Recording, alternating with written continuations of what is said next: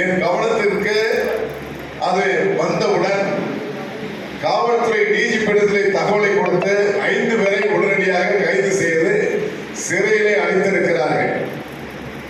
அதே போன்று பாம்பன் அந்த பகுதியில் ஒரு மதுபான கடை இடையூறாக இருப்பதாக தெரிவித்து அந்த சங்கத்தோட்டின் நிர்வாகிகள் தொடர்ந்து பல முறை வலியுறுத்திய காரணத்தினால் அந்த கடையை அகற்றப்பட வேண்டும் என்பதை தமிழ்நாடு வழிகுடி பேரமைப்பு வலியுறுத்தி அந்த கடை சொல்லுங்க சார். 400 ரூபாய்க்கு 1500 ரூபாய் உணவு பாதுகாப்புத்துறை அதிகாரி லேபர் ஆபீசர். உங்க லேபர் ஆபீசர் பிரச்சனைய மணிவண்ண நாளைக்கு பேசிக்கிட்டோம். நானும் மரியாதைக்கு அமைச்சர் கணேசன் ரொம்ப வேண்டப்பட்டவர் அந்த துறையுடைய அமைச்சர் உடனடியாக நான் தெரிவிக்கப்பட்டு உங்கள் பகுதியிலே வந்து முகாம் போட்டு ஒரு குறைந்த கட்டணம் அரசுக்கு கட்டக்கூடிய கட்டணத்திலே பதிவு செய்வதற்கு எதிர்த்து நாம் தமிழ்நாடு வணிக சங்க பேரமைப்பு தொடர்ந்து அரசிடத்திலே முறையிட்டு கொண்டிருக்கிறோம். அண்ணன் பாலகுருசாமி அவர்கள் இங்க வந்திருக்கிறாங்க. சிவகங்கை மாவட்டத்தினுடைய தலைவர் தொடர்ந்து அதை என்னோடு வலியுறுத்தி கொண்டிருப்பவர். இது முதலமைச்சரிடத்தில் நான் பேசுகின்ற பொழுது கட்டாயமாக அதற்கு ஒரு தீர்வு ஏற்படுத்த வேண்டும். இல்லை என்றால் எங்கு உற்பத்தி செய்யப்படுகிறதோ அங்கே லோன் தரப்பட வேண்டும். 2 லட்சம் ரூபாய் வரைக்கும் எந்த எவிடன்ஸ் ஆவணம் இல்லாமல் கடன் தரப்பட வேண்டும். ஆனால் வாங்கிய கடனை வியாபாரிகள் என்ன செய்யலாம், திருப்பி கட்டக்கூடியவராக நீங்க கொடுங்க. அங்க எந்த பேங்க் இருக்குங்க எனக்கு நீங்க தெரிவிங்க. நான் ஒரு நம்பர் தரேன். அந்த வங்கியை நீங்கள் அணுகிட்டு உங்க சங்கத்திற்கே வந்து முகாமிட்டு எவ்வளவு பேருக்கு லோன் வேணுமோ அத்தனை பேருக்கு கொடுப்பதற்கு தமிழ்நாடு முதலமைச்சரிடத்திலே பகிர்ந்திருக்கிறோம். இந்த உயர்த்தப்பட்ட 6% வரியிலே 40 விழுக்காடு மக்கள் பணத்தை கட்டிட்டாங்க தமிழ்நாட்டில். ஆகவே இனி 6% உயர்த்தாத வகையில் தமிழக அரசு நடவடிக்கை எடுக்கும் என்பதை உறுதியளித்திருக்கிறார்கள். அதையும் தாண்டி இந்த கட்டப்பட்ட 6% நாம் கோரிக்கையாக வலியுறுத்தி கொண்டிருக்கிறோம். ஆரம்ப சுகாதார மையம் அது ஏற்கனவே நம்மகிட்ட கொடுத்திருக்கிறாங்க. அது சம்பந்தமாக அமைச்சரிடத்திலே கொடுத்திருக்கிற 2 சங்கம் அந்த கோரிக்கை வச்சு அந்த நேரு அவர்களை சமீபத்திலே சந்தித்து நீலகிரி மாவட்டத்திலே 3000 உள்ளாட்சி கடைகள், கோவையிலே உள்ளாட்சி கடைகள், திருநெல்வேலியிலே உள்ளாட்சி கடைகளுக்கு அத்தனை கடைகளையும் அதே கட்டிட உரிமையாளர் இருக்கின்ற வியாபாரிகளுக்கு முதலிலே கொடுக்கப்பட்ட பிறகுதான் மீதமுள்ள கடை ஏலவிடும்படி உத்தரவிடப்பட்டிருக்கிறது. இது உத்தரவு ரிக்கார்டு பூர்வமாக அல்ல, ஓரலாக ரிக்கார்டு கொடுக்கப்பட்டிருக்கிறது. ஆனால் ஒரே ஒரு நிபந்தனை, வாடகை சற்று கூடுதலாக நியாயமான வாடகை. அதாவது பப்ளிக்ல பிரைவேட்ல 100 ரூபாய் சதுரடி கொடுத்தா நம்ம 75 ரூபாய், பிரைவேட்ல 75 ரூபாய் கொடுத்தா நம்ம 50 ரூபாய், 20% குறைவாக கொடுப்போம் என்று உறுதியளித்திருக்கிறார்கள். அதில் உங்களுக்கு ஏதேனும் இடர்பாடு எனக்கு அந்த பெருமை அல்ல, தமிழகத்தில் இருக்கின்ற கடைகோடியில இருக்கின்ற அந்த வணிகனுக்கும் அந்த பேரும் பெருமை சேர்க்கிறது. முதலமைச்சர் விக்ரமாதித்யா பெயரை உச்சரிக்கிறார் என்று சொன்னால் நான் ஒரு தனிநபர் அல்ல, என்னை சார்ந்து லட்ச வியாபாரிகள் பக்கப்படமாக இருக்கின்றீர்கள். உங்களுடைய பிரதிநிதியாக என்னை அவர் உச்சரிக்கிறார். இதான உண்மை, இதான சார் உண்மை. அதே போன்றுதான் மாநாடு. கடந்த மாநாடு மதுரையில மரியாதைக்குரிய செல்லும் நிர்வாகிகள் அந்த ஜீவானந்தம் போன்றவர்கள் அருமையாக ஒத்துழைப்பு தந்தார்கள். அதே போன்று சிவகங்கை மாவட்டத்தினுடைய தலைவர் மிக அற்புதமாக செயல்பட்டார்கள். ஆகவேதான் அந்த மாநாடு முதல் முறையாக 41வது மாநாடு தான் வரலாற்றிலே மாலை மாநாடு நடத்தப்பட்டு அந்த மாநாடு ஒரு பிரமாண்டத்தை ஏற்படுத்தியது. இதே தோற்றத்திலே வருகின்ற 42வது மாநில மாநாடு சென்னை பைபாஸ் அந்த இடத்தில் மாலை மாநாடு நடக்க இருக்கிறது. காலையில் உங்களுடைய ஒவ்வொரு கிளைச்சங்கத்தில் கொடியேற்று விழா, இனிப்புகள் வழங்கும் விழா, காலையிலிருந்து மதியம் 12 மணி வரை கடைகள் விடுமுறை விடுங்க. சரி, எல்லா ஊர்களையும் விடுங்க. யோசிக்காதீங்க, நம்ம ஒன்றுபட்டால்தான் வென்று காட்ட முடியும். ஒற்றுமை இல்லை என்று சொன்னால் வென்று காட்ட முடியாது. ஆகவேதான் நான் ஏன் ஒரு 12 மணி கடை போட்டுக்கன்னு சொல்றேன்னா, காரணம் எல்லாம் இந்த கடை குறைப்போம். என்ன காரணம்? வணிகர்களுடைய மாநாடு யார் தலைமையில் நடக்குது? விக்ரமாதித்யா அவருக்கு ஒரு வாழ்த்து செய்தி அனுப்பணும் சொல்ல மாட்டார்.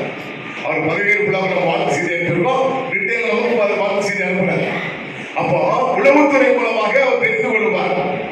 அந்த வணிகர்களுக்கு ஒரு பேர் வச்சிருக்காங்க, வணிகர் அதிகார பிரகடன மாநாடு. நம்ம கேள்வி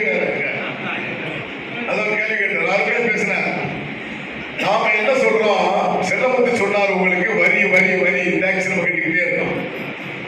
அதுதான் முதலமைச்சருக்கு ஒரு கோரிக்கை வைக்க போறோம். ஒற்றைச்சாரல் லைசன்ஸ், தொழில் வரி கிடையாது, குப்பை வரி கிடையாது, தனித்தனியான டாக்ஸ் எதுவுமே என்ன செய்யக்கூடாது, எங்களுக்கு போடக்கூடாது. ஒற்றைச்சாரல் ஒரு லைசன்ஸ் வந்துடணும். விண்ணப்பம் கொடுத்து அடுத்த நெட்ல எங்க லைசன்ஸ் வந்துடணும்.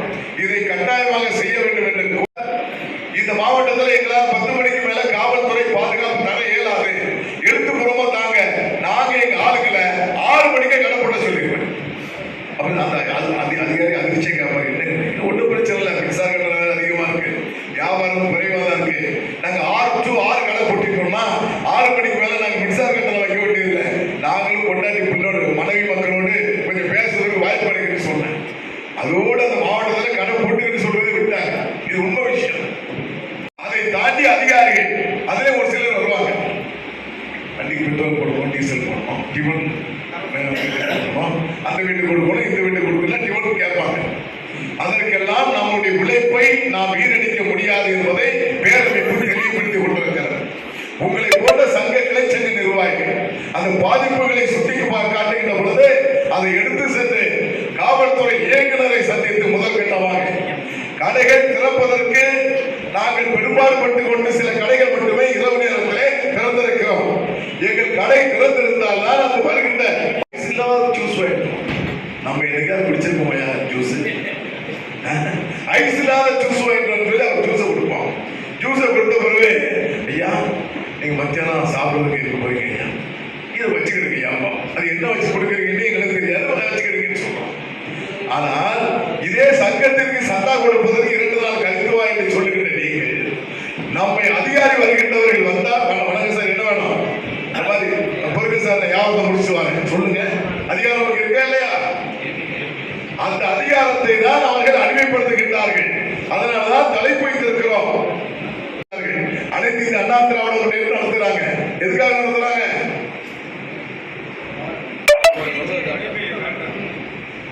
அவர்கள் வலிமை காமித்து அவர்கள் கோரிக்கை என்ன என்று சொன்னால் ஆட்சியிலே பங்கு கொடு, இல்லை என்றால் அதிகமான தொகுதியை கொடு, இதற்காக வலிமை காட்டுகின்றார்கள்.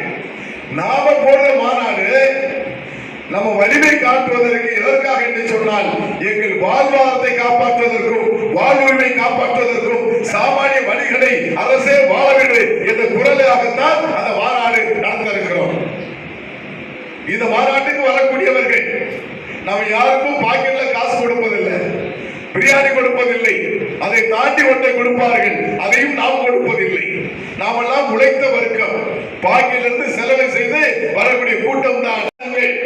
பேரவைப்புடைய 30 படியை கட்டிக்கொண்டு சாரசாராக புறப்பட்டு கொண்டிருக்கிறார்கள் என்ற செய்தி உளவுத்துறை மூலமாக அரசு கவனத்துக்கு செல்ல வேண்டும். தமிழ்நாடு வணிக சங்க பேரவைப்பு மாநாடு தோல்கட்டணம் வசூலிக்காதே, உடனடியாக திறந்துவிடு, சாலையை எவ்வளவு போக்குவரத்து நெருக்கடி, 3 மணி நேரம் இல்ல 5 மணி நேரம் நெருக்கடி என்று ஒவ்வொரு தொலைக்காட்சியும் தலைப்பு செய்தி சொன்னால் 2026 சட்டமன்ற தேர்தல் அனைத்து அரசியல் கட்சிகளும் யாரோடு கூட்டணி வைப்பது, யாரை சேர்ப்பது, எப்படி ஆட்சியை கேட்பது என்பதை பட்டியலிட்டுக் கொண்டிருக்கிறார்கள். நமது நோக்கம் அதல்ல. எங்களுடைய மாநாட்டுக்கு பிறகு யார் ஆட்சி கட்டிலே வந்தாலும் வருகின்றவர்கள் தமிழ்நாடு வணிக சங்க பேரமைப்பு இருக்கிறார்கள், அவர்களை சந்தித்து கோரிக்கையை கேளுங்கள். அவர்களுக்கு நாங்கள் எந்த கோரிக்கை வேண்டும் என்றாலும் செய்கிறோம் என்று ஊடகம் மூலமாக, தொலைக்காட்சி மூலமாக, பத்திரிகை மூலமாக, எழுத்துப்பூர்வமாக அறிக்கை தருவார்கள். நாங்கள் ஆட்சிக்கு வந்தால் வணிகர்கள் பொழுது வணிகருடைய வாக்குகள் யாருக்கு போகிறதோ, நம்ம ஓட்டு சாதாரண ஓட்டு இல்லைங்க, 6 ஓட்டுக்கு ஒரு ஓட்டு நம்ம ஓட்டு இருக்கு, 6 வாக்காளர்கள் ஒரு வாக்கு இருக்கு. ஒரு தம்பி ஒரு சகோதரர் சொன்னார், ஒரு வீட்டுக்கு இன்னொரு அழைச்சிக்கிறதுன்னு சொன்னார். மாவட்ட நிர்வாகிகள் ஒரு கோரிக்கை, மாநாடு முடிந்தவுடன் 2 நாள் சுற்று